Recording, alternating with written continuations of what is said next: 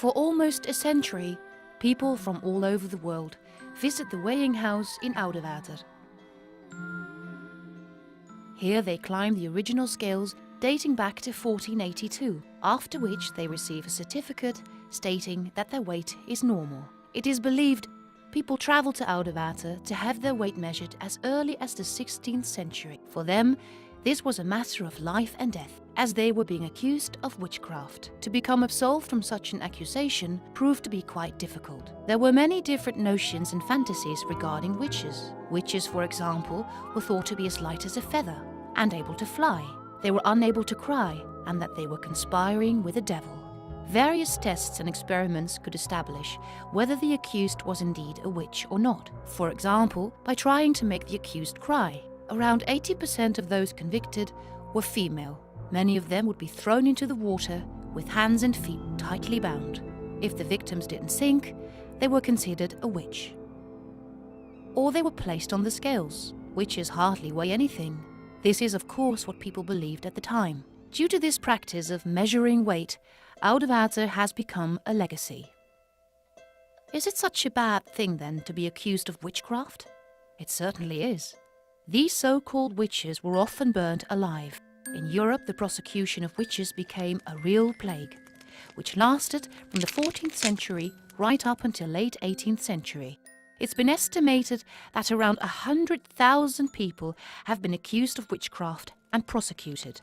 Around half of them, that is 50,000 men, women and children, were actually put to death. Most of these witch trials took place between 1450 and 1650.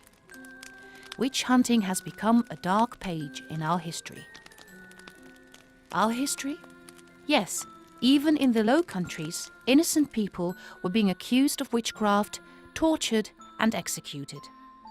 The very first death sentence took place in 1469 in Nijmegen, when a certain Sander van Loene was burnt alive. In Holland, the last supposed witch was burnt at the stake in 1608, Anne Mugge from Gorinchem. In northern Netherlands, the last witch trial took place in Woerden in 1614. A year earlier, in Roermond, a gruesome and horrific event took place, involving over 40 suspected victims. In southern Netherlands and other parts of Europe, witch trials carried on for a while longer.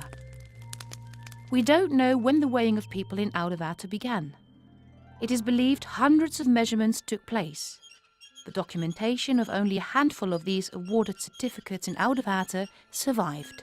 The first piece of recorded evidence dates back to 1644, which was after the Great Witch Crusades. Museum de Heksenwaan holds a copy of the last measuring event that took place in 1729. Why did all these people go to Oudewater in search of salvation? There is a story, but we don't know whether it's true or not.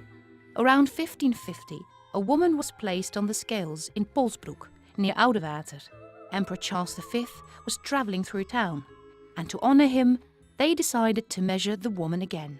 Both the bailiff and the pastor of Polsbroek claimed that the woman was underweight, but the emperor saw through this deceit. He decided that in future all the measuring was to be done in Oudewater, since that was where the right weights were being used. When the emperor found out that no one had ever been accused of being over the required weight, he rewarded Oudewater for its honesty. He granted the town the privilege of handing out weight certificates.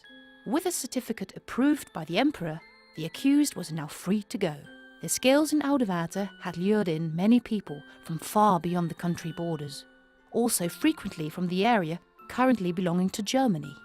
It was those with superstitious or malicious minds who would point their finger at innocent people, although these so-called witches seemed different or strange. More often than not, they were just normal, everyday people. A rumour was usually enough to declare the accusation official. Public servants, but also Catholic and Protestant clergymen, took part in the horrific barbarian cruelties inflicted upon poor, innocent individuals. There was a lugubrious book called The Hammer of Witches, summarizing all the so-called knowledge regarding witches. Luckily, there were those more open-minded, lawyers, scholars, doctors and clergymen, who opposed these myths around witches. In the Netherlands, Dr. Johannes Wier had already published a book in 1563 disputing witchcraft. Sometime later, Balthasar Bekker, a clergyman, followed his example. These types of writings did not achieve immediate success, but eventually witch trials disappeared from the legal practice. Belief in witches has never vanished entirely. In the Netherlands, right up until the 20th century, there were still people under suspicion of witchcraft. Even until this day, there are those who believe witches with magical powers still exist.